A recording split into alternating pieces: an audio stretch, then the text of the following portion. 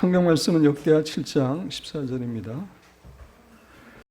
지난 송구 영신 예배 때에 지금은 예수님의 재림이 임박한 마지막 시대이고, 마지막 시대는 교회에 대한 심한 핍박이 있긴 하지만 아울러 지금까지 없었던 엄청난 부흥이 일어나는 시대이기도 하다고 말씀을 드렸습니다. 그리고 부흥의 정의에 대해서 말씀을 드렸고, 부흥의 특징 및 결과에 대해서도 말씀을 드렸습니다. 마지막으로 우리가 지금 부흥을 기대하고 기도해야 되는 이유에 대해서 세 가지를 말씀을 드렸습니다.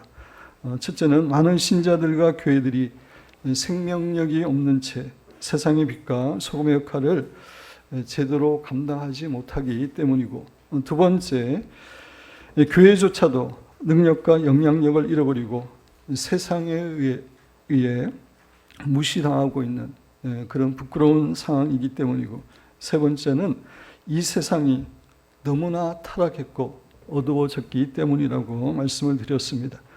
그렇습니다. 현재 우리가 사는 이 세상은 정치, 경제, 사회, 교육 모든 면에 있어서 타락했을 뿐만 아니라 신자들과 교회조차도 생명력을 잃고 무기력한 상태입니다.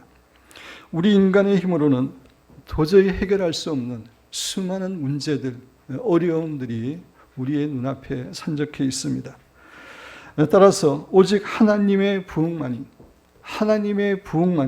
이 시대의 유일한 소망이자 해결책입니다. 그런데 참으로 감사하게도 성경과 교회 사회에 나타난 부흥들을 살펴볼 때에 하나님의 부흥이 일어났을 때는 오늘날과 같이 도리어 세상이 극도로 타락했고 절망적인 상황이었을 때였습니다. 참으로 나라가 어렵고 절망적인 상황이었을 때 하나님의 부흥이 일어나곤 했습니다.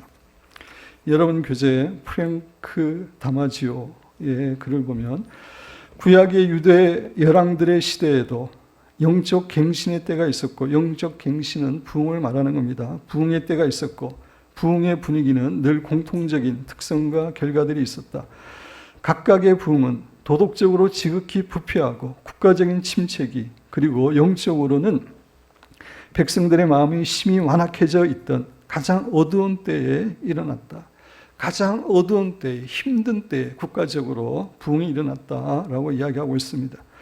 이거는 교회사적으로 마찬가지입니다. 교회사적으로 일어난 부흥을 살펴볼 때에 그 나라가, 그 사회가 가장 힘들고 어려울 때였습니다. 이런 의미에서 현재 우리나라의 정치, 경제, 안보, 사회, 외교 등 모든 상황이 너무나 암울하고 한치 앞도 보이지 않지만, 그러나 하나님의 부흥은 이런 우리나라에도 임할 수 있고, 우리나라의 부흥이 임할 때 우리나라를 충분히 변화시킬 수 있음을 우리는 확신해야 됩니다. 아니, 어떤 의미에서 지금은 하나님의 부흥이 일어날 수 있는 가장 절호의 기회라고 우리는 믿어야 됩니다. 웨슬리 듀웰의 그 글을 보시면 하나님께서 역사하기에 너무 늦은 때는 절대 없다. 기도해도 허사라고 할 만큼 그렇게 절망적인 상황은 없다. 교회가 아무리 세상과 짝하거나 폐역해진다 할지라도 하나님께서는 언제든지 새롭고 유쾌한 축복을 보내실 수 있다. 어느 나라 백성이 아무리 깊은 죄악에 빠졌다 할지라도 하나님께서는 그들을 포기하지 아니하시며 그들을 구원하기를 간절히 원하신다. 그렇습니다. 하나님께서는 이렇게 어려운 우리나라에 하나님의 부흥을 주실 수 있는 분이고 또 그 부흥이 지금 우리나라에 일어나기를 원하고 계십니다. 그래서 그 하나님의 부흥을 통해서 우리나라가 새롭게 변화되고 새롭게 전진하기를 원하십니다. 그리고 하나님께서는 그런 한국의 부흥을 위해서 우리 교회를 조그만 도구로 쓰시려고 2020년 한 해 부흥을 주옵소서라는 주제를 우리에게 주셨다고 믿습니다. 조금 전에 우리가 함께 읽은 역대하 7장 14절 말씀은 어떻게 한 나라에 부흥이 임하는지에 대해서, 즉 부흥의 비결에 대해서 교훈해 주는 너무나 귀한 말씀입니다. 우리 다시 한번 한 목소리로 읽어보겠습니다. 내 이름으로 일컫는 내 백성이 그들이 약한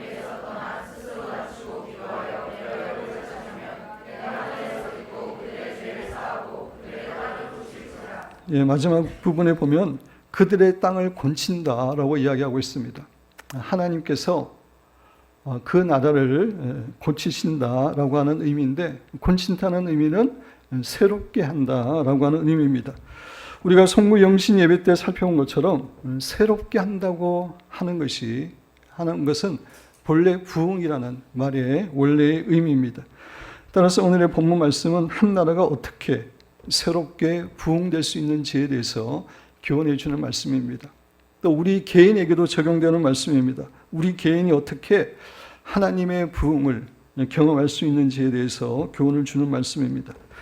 오늘부터 2, 3주간에 걸쳐서 본문 말씀을 원래의 성경의 순서대로 살펴보면서 우리 개인과 나라가 어떻게 부흥을 누릴 수 있는지에 대해서 하나님께 주시는 교훈과 은혜를 받기를 원합니다.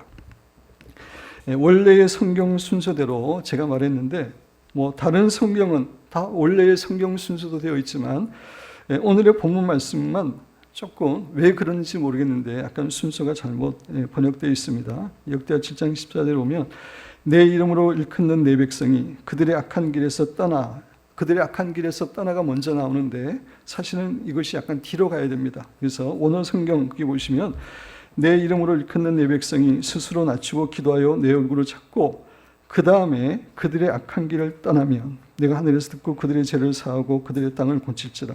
이게 원어 성경의 순서입니다. 그래서 이 순서대로 오늘은 첫 번째 내용을 좀 살펴보기를 원합니다.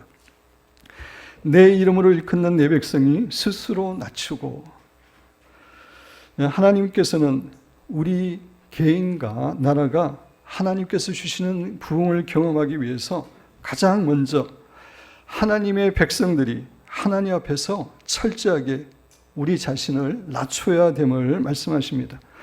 그렇습니다. 부흥의 첫 번째 비결은 우리 하나님의 백성들이 철저하게 우리 자신을 낮추는 것입니다.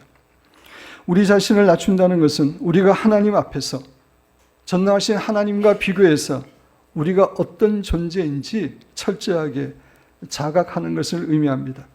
즉 하나님은 무한히 지혜롭고 전능하신 창조주 하나님이신 반면에 우리 인간은 지혜와 능력에 있어서 한계를 가진 연약하고 부족한 피조물이라는 사실을 철저하게 자각하고 살아가는 것을 의미합니다. 다시 말씀드려서 우리는 하나님을 의뢰해야지만이, 하나님을 붙들어야지만이 살아갈 수 있는 무능한 존재임을 깨닫고 철저하게 하나님을 의뢰하는 것, 철저하게 하나님을 붙드는 것, 하나님 앞에 엎드리는 것, 그것이 우리 자신을 낮추는 것입니다. 요한복음 15장 5절 예수님의 말씀인데, 나는 포도나무요 예수님은 포도나무고 너희는 가지라. 우리 성도들은 가지라고 이야기합니다. 그가 내 안에, 내가 그 안에 거하면 사람이 열매를 많이 맺나니. 우리가 주님께 붙어 있고 주님과 친밀한 교제를 하면은 열매를 맺는다라고 하는 그런 말입니다. 그렇지만 나를 떠나서는, 가지가 포도나무에 붙어 있지 않고 주님을 떠나서는 너희가 아무것도 할 수 없다고 이야기하고 있습니다. 생명 대신 예수님께 붙어 있지 않으면, 예수님이 도와주시지 않으면 나는 아무것도 할 수 없다라고 생각하고 살아가는 것이 자신을 낮추는 겁니다. 여러분 교재에 하나님 아버지 있는데 같이 한번 읽어보도록 하겠습니다. 하나님 아버지.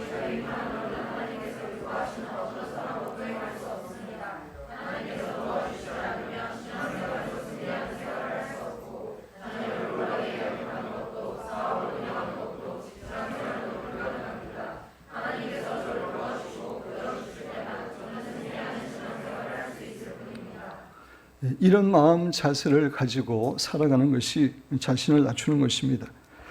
우리와 우리나라에 하나님의 부흥이 임하기 위해서는 우리는 이런 낮은 마음을 갖고 있어야 됩니다. 왜냐하면 이것이 하나님께서 말씀하시는 부흥의 첫 번째 비결이기 때문입니다. 따라서 이 세상에 수많은 신자들이 있지만 하나님께서 강하게 역사하시고 하나님께서 부흥을 허락하시는 신자들은 오직 마음이 철저하게 낮아지고 낮아진 자, 깨어지고 깨어진 자입니다. 하나님 없이는 제가 한순간도 살 수 없고 하나님의 도우심 없이는 하나님께서 기뻐하시는 어떤 선한 일도 할 수 없습니다. 저는 온전히 하나님만을 바라보며 하나님의 지혜와 사랑과 은혜를 구합니다. 저에게 늘 하나님의 지혜와 사랑과 능력을 허락하여 주시고 저를 붙들어 주시옵소서라고 고백하며 스스로 낮추는 사람에게 하나님께서는 역사하시고 부흥을 허락하여 주십니다. 그런데 안타깝게도 오늘날 많은 신자들의 마음이 너무나 높은 상태에 있습니다. 자기의 영적인 가난함과 무능함을 잘 인정하려고 하지 않고 하나님 없이도 자신의 힘이나 지혜나 능력으로 잘 살고 행복하게 살 수 있다고 생각하고 있습니다. 이런 높은 마음을 가지고 있기 때문에 하나님의 역사와 부흥을 경험하고 있지 못하는 것입니다. 사랑하는 성도 여러분, 물이 항상 낮은 곳으로 흐르는 것처럼 하나님의 은혜와 부흥은 항상 낮은 곳으로 변합니다. 낮은 곳으로 흐릅니다. 이것은 영원히 변치 않는 영적인 원리입니다. 따라서 우리는 무엇보다 우리의 연약함과 무능함을 늘 인정하는 가운데 철저하게 하나님만을 의지하는, 하나님만을 붙드는 낮은 마음을 가지고 살아야 됩니다. 이런 의미에서 우리가 때로 우리의 힘으로 도저히 해결할 수 없는 한계의 상황이나 고난에 처하게 되는 것은 사실 우리에게 축복입니다. 왜냐하면 우리는 그러한 한계의 상황이나 고난을 통해서 우리의 연약함과 무능함을 깨닫게 되고 그 결과 우리 자신을 하나님 앞에서 철저히 낮추고 하나님만을 의뢰하게 되기 때문입니다. 역대하 20장에 보면 유다의 여호사밧 왕은 주위 나라들의 침공으로 인해서 한계의 상황에 처하게 되었습니다. 여러분 역대하 20장 1절에서 3절, 1절에서 2절 말씀 우리 내용을 생각하면서 같이 한번 읽어보겠습니다. 그 위에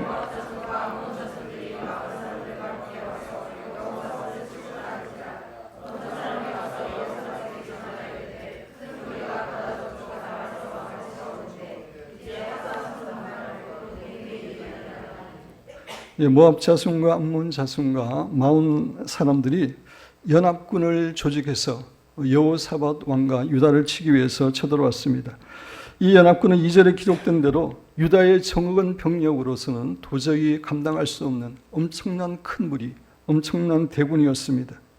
이해하기 쉽게 설명드리면 현재 우리나라에 북한과 중국과 러시아가 연합해서 쳐들어왔다고 가정하면 됩니다. 도저히 이길 수 없는 상황입니다. 근데 그 당시에 전쟁에서 패하게 되면 어떠한 일이 일어납니까? 나라의 주권이 빼앗길 뿐만 아니라 나라의 모든 재산과 보화를 잃어버리게 됩니다. 백성들은 노예 같은 신세로 전락하게 되고 특별히 왕은 칼에 죽임을 당하거나 아니면 시디기야 왕처럼 두 눈이 뽑히고 밧줄에 묶여서 끌려가는 비참한 신세가 됩니다. 따라서 이 엄청난 대군 앞에서 여호사밧과 유다 나라는 정말 자신들이 아무것도 할 수 없는 그런 한계 상황에 봉착하게 되었습니다. 그런데 그런 한계 상황에서 여호사밧은 어떻게 합니까? 역대하 20장 12절 우리 같이 읽어보겠습니다. 우리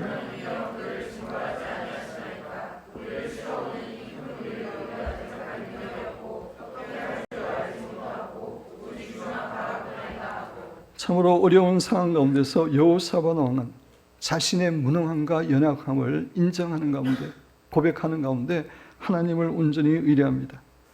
이 큰 무리를 우리가 대적할 능력이 없고 어떻게 할 줄도 알지 못한다 라고 자신의 연약함과 부정함을 고백하면서 오직 주님만 바라본다고 주님만을 의뢰한다고 그렇게 고백을 합니다. 그 결과 어떻게 되었습니까? 우리가 성경에서 알고 있는 것처럼 하나님께서는 전혀 생각지도 못했던 천군 천사를 동원하셔서 적군들을 다 물리쳐 주시는 그런 기적을 베풀어 주셨던 것을 우리는 알고 있습니다. 이렇게 우리가 우리의 힘으로 도저히 해결할 수 없는 한계의 상황이나 고난은 우리에게 축복이 됩니다. 이것은 사도 바울에게도 마찬가지였습니다. 사도 바울은 고난과 한계 상황을 통해서 철저하게 낮아졌고 하나님을 의뢰하는 사람으로 변화되었습니다.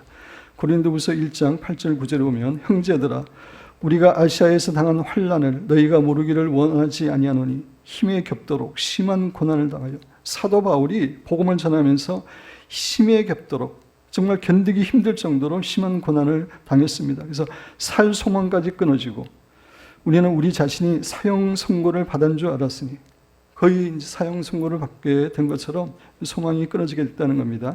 우리는 이는 우리로 자기를 의지하지 말고 오직 죽은 자를 다시 살리시는 하나님만 의지하게 하심이라. 그렇게 하신 이유는 더 이상 자신을 의지하지 않고 자신의 무능함을 깨닫고 낮아지는 가운데 하나님만을 의뢰하도록 하기 위함이라고 고백하고 있습니다. 실질적으로 사도 바울은 그러한 사람이 되었습니다.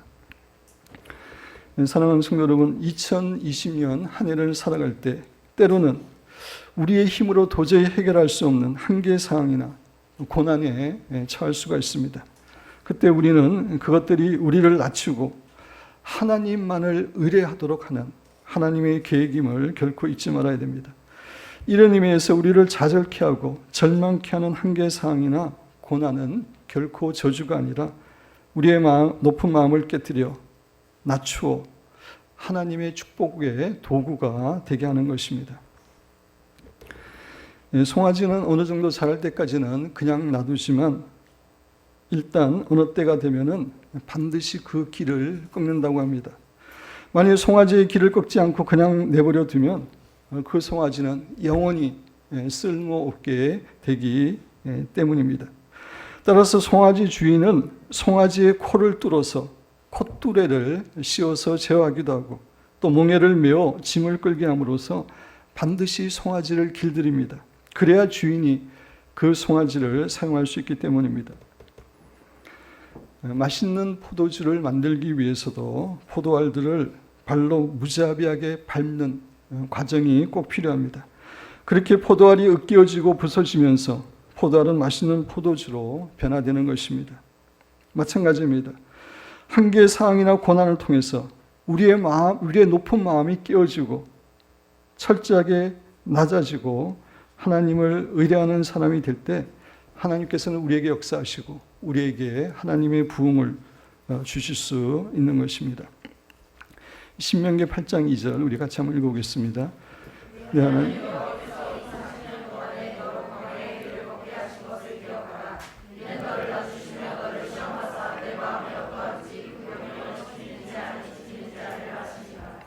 하나님께서는 이스라엘 백성들로 하여금 광야에서 40년 동안 방황하게 하셨습니다. 그 목적이 여러 가지 있지만 첫 번째 목적은 그 이스라엘 백성들을 낮추기 위함이었다고 이 말씀은 증거합니다. 우리가 성지 순례를 통해서 광야를 보았지만 광야는 인간이 아무것도 할 수 없는 곳입니다. 물도 없고 먹을 것도 없고 잠자리도 마땅치 않은 곳입니다. 사람들은 자신들이 아무것도 할 수 없는 그런 한계 상황이나 고난을 당하게 될 때 자신의 무능을 깨닫게 되고 낮아지게 되는 것입니다. 하나님께서 이스라엘 백성들을 광야에서 40년간 방하게 하신 것은 철저하게 그들을 낮추고 그들로 하여금 하나님을 의뢰하도록 하기 위함이었습니다. 그렇게 낮아진 이스라엘 백성들은 광야에서 놀랍게 하나님을 경험합니다. 하나님께서 그들을 낮에는 구름 기둥으로 밤에는 불기둥으로 신실하게 인도해 주시는 것을 경험했고 반석에서 물이 쏟아져 나오는 기적, 먹을 것이 없는 광야에서 200만 명이 매일매일 만나를 통해서 풍성히 먹는 기적을 경험했습니다. 이 외에도 신발과 옷이 40년 동안 헤어지지 않는 그런 하나님의 기적을 경험했던 것을 우리는 잘 알고 있습니다. 한계 상황이나 고난은 우리로 하여금 낮아지게 하고 하나님을 의뢰하게 해서 결국 하나님을 살아계신 하나님을 경험하게 하는 것입니다. 성도 여러분, 우리는 결코 좌절과 절망이 없고 늘 만사 형통한 삶을 살기를 원합니다. 그러나 그것은 결코 축복이 아니라 저주가 될 수 있음을 기억해야 됩니다. 이런 의미에서 우리는 좌절과 절망을 많이 경험해야 됩니다. 요셉이나 다니엘이나 사도 바울에게는 좌절과 절망이 많았습니다. 그러기에 그들은 하나님 앞에서 낮은 자가 되었고 철저하게 하나님을 의뢰하는 사람이 되었습니다. 그 결과 하나님께서 그들을 마음껏 사용하시고 영광을 받으실 수 있으셨습니다. 마크 베테슨의 글을 같이 한번 보겠습니다.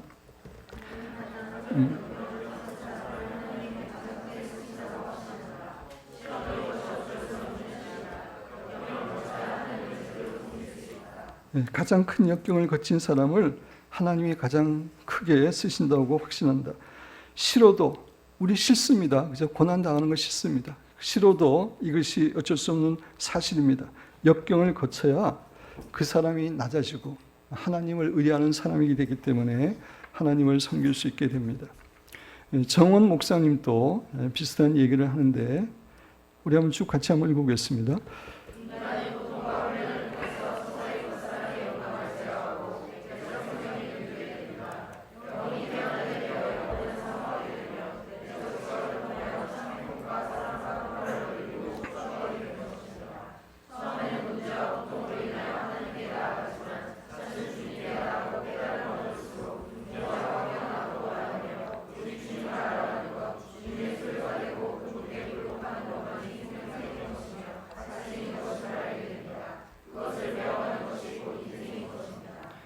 처음에는 문제와 고통으로 인해서 하나님께 나아갑니다. 그를 도와달라고 나아가지만 차츰 주님께 나아가고 깨달음을 얻을수록 문제와 환경은 아무것도 아님을 깨닫게 됩니다. 중요한 것은 오직 주님을 알아가는 것, 주님의 소유가 되고 그분께 굴복하는 것만이, 하나님 앞에서 철저하게 낮아지는 것만이 생명적인 것이며 가치 있는 것임을 알게 됩니다.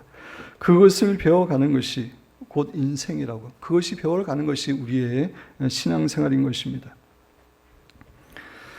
저는 여러분들보다 조금 더 인생을 살면서, 제가 우리 교회에서는 나이가 제일 많습니다.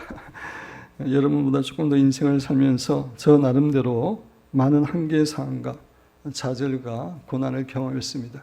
지금 성전 건축에 어려움이 있는데 이것도 하나의 과정입니다. 하나의 경험입니다. 그러나 이러한 한계 사항들과 좌절과 고난이 저를 철저하게 하나님 앞에서 낮아지게 했고 하나님을 의뢰하는 사람으로 만들어 주었습니다. 제가 매일 3시 반에, 특별한 일이 없으면 3시 반에 일어나서 기도하고 하나님의 말씀을 묵상하고 하나님과 교제를 하려고 애쓰고 있습니다. 그 이유는 그동안의 많은 좌절과 실패를 통해서 하나님과 교제하지 않고 하나님의 도우심을 입지 않으면 저는 하나님께서 기뻐하시는 어떤 일도 할 수 없는 그러한 연약한 존재임을 너무나 철저하게 깨닫고 있기 때문입니다. 고난과 어려움과 좌절은 우리로 하여금 낮추게 하고 하나님만을 의뢰하게 합니다. 이러한 의미에서 한계사항이나 고난은 하나님의 변장된 축복이고 은총의 수단입니다. 현재 한국교회와 우리나라는 정말 한계사항의 가운데 있습니다. 우리가 할 수 있는 것이 아무것도 없는 그렇게 어려운 상황 가운데 있습니다. 그렇지만 이러한 한계사항은 하나님이 역사하실 수 있는 기회입니다. 우리가 철저하게 우리 자신을 낮추고 하나님을 의뢰할 때, 하나님 앞에 엎드릴 때에 하나님께서는 우리에게 놀라운 부흥을 주실 줄로 믿습니다. 우리 김남준 목사님의 글을 우리 같이 한번 읽어보겠습니다.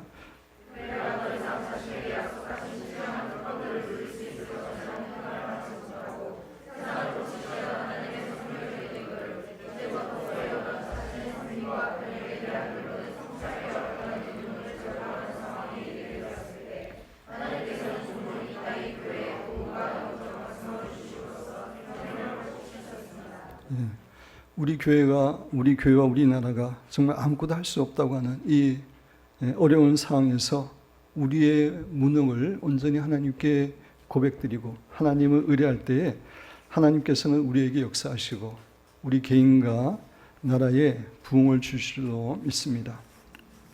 말씀을 마무리하려고 합니다. 사랑하는 성도 여러분, 여러분과 저는 하나님의 부흥을 간절히 경험하기를 원하고 있습니다. 그렇다면 우리는 무엇보다 우리 자신을 낮추어야 합니다. 철저하게 우리의 무능함과 연약함을 인정하는 가운데 하나님을 의뢰하는 사람이 되어야 됩니다. 이것이 부흥의 첫 번째 비결이기 때문입니다. 우리 하나님께서 우리를 그런 낮아진 사람으로 만들기 위해 때로는 우리에게 한계사항과 고난을 허락하실 때도 있을 것입니다. 그러한 때 결코 낙심하거나 좌절하지 않고 하나님 앞에서 우리의 연약함을 고백하고 인정하고 온전히 하나님을 의뢰함으로 하나님께서 우리에게 마음껏 역사하시고 우리의 심령과 우리나라에 하나님의 부흥을 부어주시는 은혜와 축복을 누리시게 되기를 주님의 이름으로 축원드립니다.